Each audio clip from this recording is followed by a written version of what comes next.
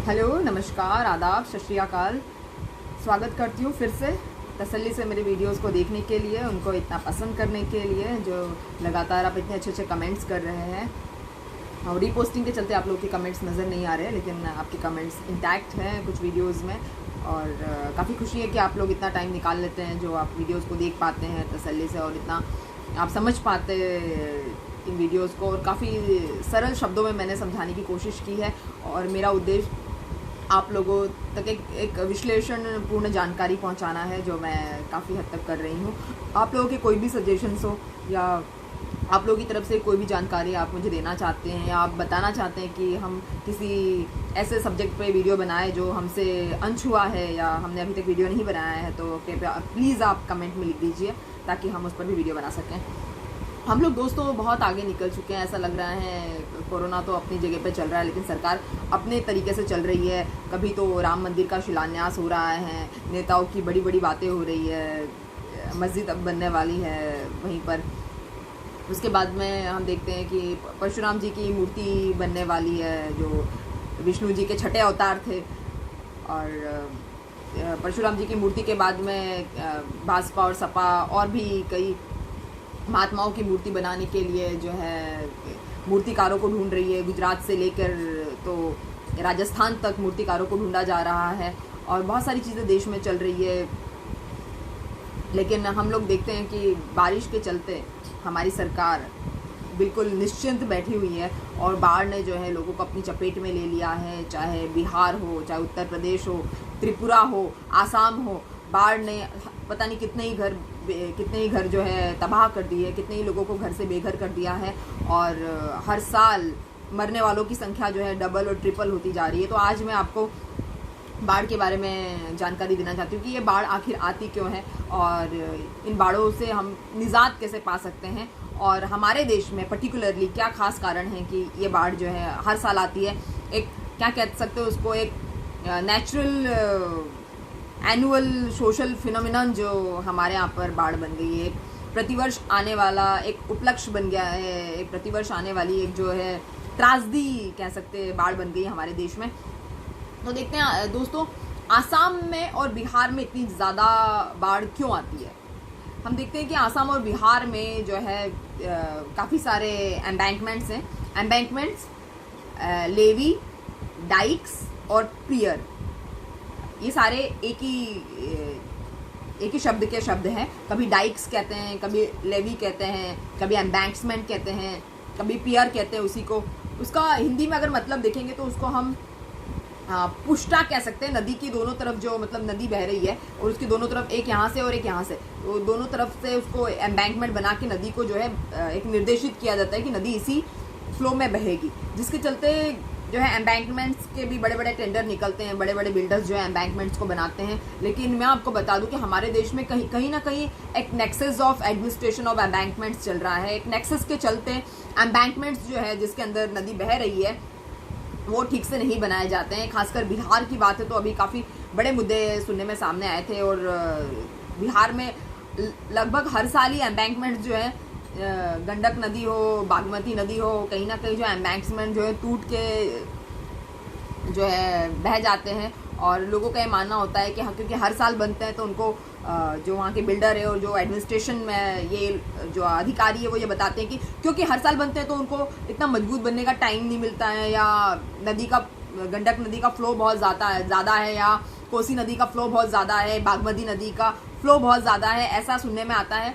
मगर ऐसा नहीं है। अगर सरकार चाहे, अगर अधिकारी चाहे, तो इस तरह के एम्बैंकमेंट्स को टूटने से बचाया जा सकता है। क्योंकि जो गरीब लोग होते हैं, या जो बिल्डर्स जो इंजीनियरिंग का वर्क्स कर लेते हैं आसपास, नदी के आसपास, वो इस तरह के फाल्स कह सकते हैं, इस तरह के फाल्स सेटिस्फैक्शन में रहते हैं, या फॉल्स रिलैक्सेशन में रहते हैं कि क्योंकि नदी यहाँ से बह रही है तो तट पे छोटी मोटी झुग्गी झोपड़ियाँ बनाई जा सकती हैं, या तट पे, नदी के तट पे जो है बिल्डिंग वर्क्स स्टार्ट किया जा सकता है, या कंस्ट्रक्शन का काम स्टार्ट किया जा सकता है। मगर लोगों को ये नहीं पता कि जब ये एम्बैंकमेंट्स नहीं थे, जब नदी की एक वो जो तट जो निर्धारित नहीं किया गया था, उस समय जो नदी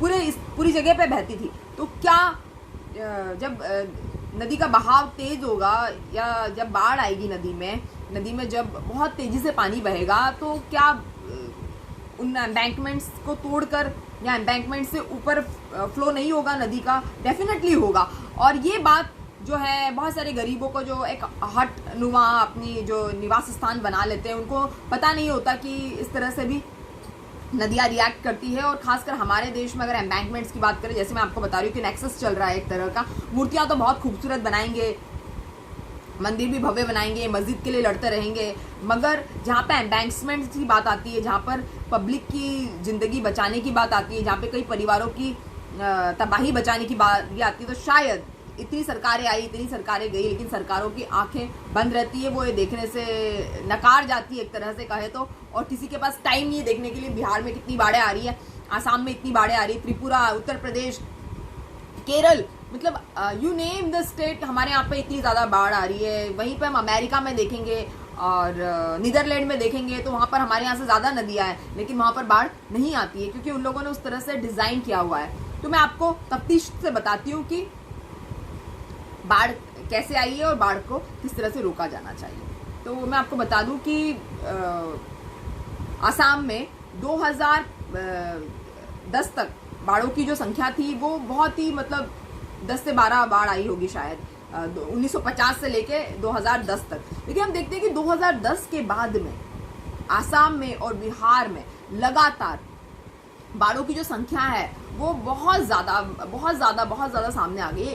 एक रीज़न ये भी बताया जाता है कि जो ब्रह्मपुत्र नदी है आसाम में वो काफ़ी अनस्टेबल नदी है, और अनस्टेबल होने के साथ साथ जो है उसकी जो धारा है वो काफ़ी, मतलब उल्टी सीधी तरीके से बहती है। और क्योंकि एक बार आसाम में भूकंप आ गए थे 1950 में, आसाम में भूकंप आ गए थे, तब से तो ये नदी और भी ज़्यादा जो है, पहले ही बहुत बड़ी नदी है, आप जानते हैं ब्रह्मपुत्र नदी बहुत बड़ी नदी है हमारे देश की, तो सबसे बड़ी नदी है हमारे देश की। तो ब्रह्मपुत्र नदी जो एक बार 1950 में भूकंप आया था, तब से ब्रह्मपुत्र नदी जो है बहुत ही ज़्यादा अनस्टेबल हो गई। क्योंकि ब्रह्मपुत्र नदी बहुत ही ज़्यादा अनस्टेबल हो गई तो उसकी जो अनस्टेबल फ्लो हो गया है उसका एक तरह से, और ऐसे अनस्टेबल फ्लो की वजह से जो है उस नदी को एम्बैंकमेंट के अंदर संभाल के रखना जो है पॉसिबल नहीं है। और बिहार में जो है आप देखते हैं गरीबी भी बहुत ज़्यादा है, आसाम में आप देखते हैं कि गरीबी भी बहुत ज़्यादा है।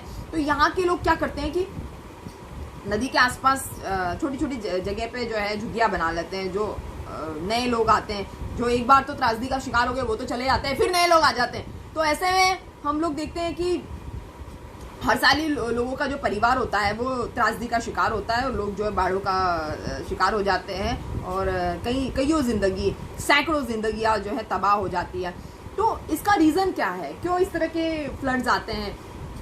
सबसे बड़ा रीज़न तो है डिफॉरेस्टेशन। हम देखते हैं कि दूसरे देशों में जहाँ पर रिवर्स है वहाँ पर काफ़ी ग्रीनरी और काफ़ी ज़्यादा नेचुरल तरीके से डेवलपमेंट किया है, लेकिन हमारे देश में हम देखते हैं समुद्र हैं या नदियाँ हैं, उसके आसपास जो है एक नेचुरल एलिमेंट ख़त्म हो गया है, एक जो है नेचुरल सीनरीज देखने को नहीं मिलती है। इंडीड हमको वहाँ पर बहुत सारी बिल्डिंग्स या होटल्स या रेस्टोरेंट्स या कुछ भी इस तरह की डेस्टिनेशन प्लेसेस देखने को मिलेगी, लेकिन हमको ग्रीनरीज देखने को नहीं मिलेगी। जहाँ नदी होती है वहाँ पे ग्रीनरीज होना चाहिए, वहाँ पर एक नेचुरलिटी को मेंटेन करना चाहिए, जो ऑर्गेनिकनेस है उसको मेंटेन करना चाहिए, जो कि नहीं है। उसके बाद में हम देखते हैं कि डिफॉरेस्टेशन तो हुआ ही है, साथ साथ में जो है एम्बैंकमेंट्स का जो फेल्यूअर है, जो मतलब एक छोटे एरिया में नदी को बहाने के लिए एक एम्बैंकमेंट बनाए जाते हैं, जबकि दूसरे देशों में देखते हैं हम तो एम्बैंकमेंट को काफ़ी चौड़ा और काफ़ी नदी को फ्री फ्लो करने के लिए काफ़ी सारी टेक्निक और मेंटेनेंस किया जाता है, जो हमारे यहाँ पे ना तो मेंटेनेंस है और ना ही एम्बैंकमेंट को जो है चौड़ा बनाया जाता है, वृहद बनाया जाता है, चौड़ा बनाया जाता है, ताकि नदी जो है अगर बाढ़ भी आती है तो उसी एम्बैंकमेंट के अंदर जो है वो फ्री फ्लो तरीके से जो है बहती रहे। लेकिन हमारे यहाँ पे इस तरह से कोई डेवलपमेंट या मेंटेनेंस जो है ईयरली बेसिस पे हमारे यहाँ पे, हमारे देश में पर्टिकुलरली भारत देश में नहीं किया जाता है। उसके बाद में क्लाइमेट चेंज की जो समस्या है वो भी डिफॉरेस्टेशन का ही नतीजा। जैसे हम जानते हैं कि क्लाइमेट चेंज की वजह से जो है पता नहीं कभी आजकल मैं देख रही हूँ कि कभी तो बहुत ज़्यादा बारिश होती है, बहुत ज़्यादा बारिश, मतलब नॉन स्टॉप। आप देखिए 2 अगस्त के बाद में मुंबई में नॉन स्टॉप बारिश हो रही है, नॉन स्टॉप लगातार बारिश हो रही है।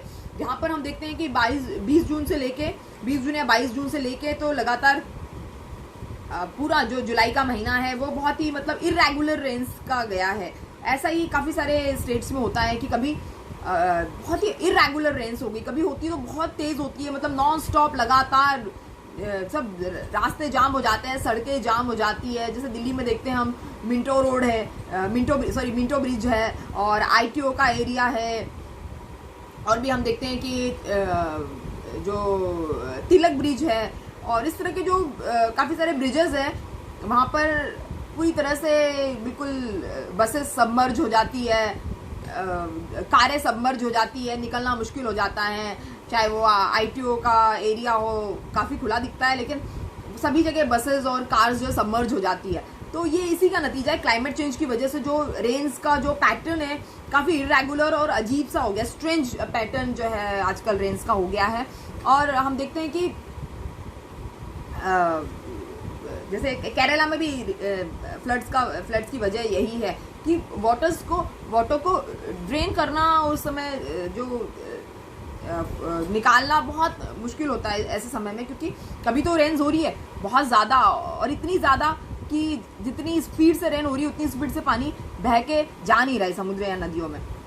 तो क्लाइमेट चेंज एक वजह हो सकती है। लेकिन जो सेडिमेंटेशन जो होता है, सेडिमेंटेशन का मतलब होता है कि जो जैसे नदी बह रही है तो नदी के अंदर एक एम्बैंक्समेंट को आप समझ लीजिए कि 2 तट बना दिए हैं, आर्टिफिशियल तट बना दिए नदी के। तो नदी जो एम्बैंक्समेंट के अंदर बह रही है, तो बहने के बाद में जो वहाँ पर काफ़ी सारा जमाव हो जाता है ना, पत्थर या मिट्टी या जो भी लोग कुछ सामान फेंकते हैं नदियों में, या जो भी पत्ते, पेड़ पौधे, तने, जो भी बहुत सारी चीज़ें नदियों में लोग फेंका करते हैं या गिरती रहती है डे टू डे बेसिस पे। तो जो सेडिमेंटेशन है वो बहुत ज़्यादा बढ़ जाता है, जिसको तटीय जमाव कहते हैं, वो बहुत बढ़ जाता है। तो वो भी एक वजह हो सकती है कि सेडिमेंटेशन इतना ज़्यादा हो गया कि नदी एकदम उफान पे आ गई है और बिल्कुल एम्बैंकमेंट को पार करके बह रही है। तो इस तरह से भी जो है नदियाँ बहती है। और या फिर कभी कभी ऐसा होता है कि एम्बैंक्समेंट में जो है बहुत ज़्यादा बारिश की वजह से कभी कभी एक होल आ जाता है, और एक होल आना ही जो है वो पूरे एम्बैंकमेंट की जो है वो धज्जियाँ उड़ा देता है। क्योंकि थोड़ा सा जुगाड़ जो बिल्डर्स करते हैं एम्बैंकमेंट बनाने के समय में, वो थोड़ा सा जुगाड़ जो है वो बहुत ही भारी पड़ जाता है जनता पे, बहुत भारी पड़ जाता है जनता की ज़िंदगियों पे, और बहुत भारी पड़ जाता है तटीय इलाकों पे, और पूरा इलाका तहस नहस हो जाता है। और फिर कभी कभी सेंट्रल एरियाज़ में भी पानी भरने लगता है। जैसे मैं बता रही हूँ, सेंट्रल एरिया हमारा दिल्ली का, जब मिंटो ब्रिज के नीचे पानी भर जाता है, ITO के नीचे पानी भर जाता है, या तिलक ब्रिज के वहाँ पर पानी सबमर्ज, सब चीज़ें सबमर्ज हो जाती है, आधी से ज़्यादा चीज़ें दिखना बंद हो जाती है। उस तरह से चीज़ें होने लगती है। तो क्या होता है कि जैसे हमने देखा है कि आसाम में 450 एम्बैंकमेंट्स है, और बिहार में जो है 400 के आसपास एम्बैंकमेंट्स है, और जो नदियाँ हैं वो काफ़ी उफान पर आ जाती है इरेगुलर रेन्स की वजह से समटाइम्स। तो इन एम्बैंक्समेंट्स का टूटना काफ़ी हद तक देखा जा रहा है। अभी भी हम देखते हैं कि 14 जुलाई को जो है गंडक नदी पर एक ब्रिज बिहार में, आई थिंक मेरे ख्याल से बिहार में कहीं पर एक नदी है, वहाँ पर जो 10 जिलों में ये ब्रिज था, और ये पूरी तरह से डैमेज हो गया, गिर गया, और गंडक नदी पे बनाया हुआ ब्रिज था। तो बिहार में इस तरह से ब्रिज तो पूरी तरह से टूट जाता है। तो ये घटनाएं रेगुलरली पिछले 5-6 सालों से बिहार में हो रही है। तो देखते हैं कि एम्बैंक्समेंट्स बनाते समय जो जुगाड़ होता है जो बिल्डर्स का, जो मतलब करप्शन का एक नतीजा बोल सकते हैं आप, तो वो बहुत ही डिफ़िकल्ट चीज़ है जो नहीं होना चाहिए। और मैंने बताया आपको, जिस तरह से nexus of administration of embankments चल रहा है, तो हर साल ही बनाना है, इसमें कोई ना कोई तो पैसे कमा रहा है, सरकारी ऑफिशियल्स भी पैसे कमा रहे हैं, नॉन सरकारी भी कमा रहे हैं, प्राइवेट बिल्डर्स भी पैसे कमा रहे हैं, तो सारे ही मिलजुल के पैसे कमा रहे हैं, और जिसकी वजह से जो पूरा की पूरा खामियाजा है जिसका, वो आम जनता को भुगतना पड़ रहा है। कई तरीके, इसके सैकड़ों तरीके के हम बाढ़ को रोक सकते हैं। क्या तरीके हैं? जैसे हम देखते हैं कि अमेरिका में और नीदरलैंड में ग्रीनरी मेंटेन की जा रही है नदियों के आसपास और समुद्र के आसपास, और उतने एरिया को इंजीनियरिंग से दूर किया जा रहा है। ऐसा बताया जाता है, 2018 की एक रिपोर्ट में बताया गया है कि मिसिसिपी नदी के आसपास जो इंजीनियरिंग वर्क्स किए हुए हैं एक मिसिसिपी नदी है, बहुत फेमस नदी है अमेरिका में। तो वो मिसिसिपी नदी के आसपास जो भी इंजीनियरिंग वर्क्स किया हुआ है उसकी वजह से 75% जो है फ्लड्स ज़्यादा आते हैं। तो इसी को देखते हुए उन लोगों ने जो है इंजीनियरिंग वर्क सब दूसरी नदियों के किनारे करना बंद कर दिए हैं और नदियों को लगातार मेंटेनेंस दिया जाता है। जो सेडिमेंटेशन जो उनके अंदर तटीय जमाव होता है उस सेडिमेंटेशन को खाली किया जाता है, उनको प्रॉपरली क्लीन किया जाता है, अंदर तक क्लीन किया जाता है। एम्बैंक्समेंट बनाते समय कोशिश की जाती है कि जुगाड़ से ना बनाए, एक प्रॉपर जेन्युइन बिल्डर्स जो हैं इनको बनाएं जो दोनों तट होते हैं। और जो एक पूरी मेंटेनेंस की चीज़ होती है। ऐसा नहीं कि नदी आ रही है बहने दो, लोग मर रहे हैं मरने दो, है ना। मूर्तियाँ बाद में बन सकती है, मंदिर बाद में बन सकते हैं, लोगों की ज़िंदगी लेकिन जो चली जाती है एक बार वो वापस लौट के नहीं आती।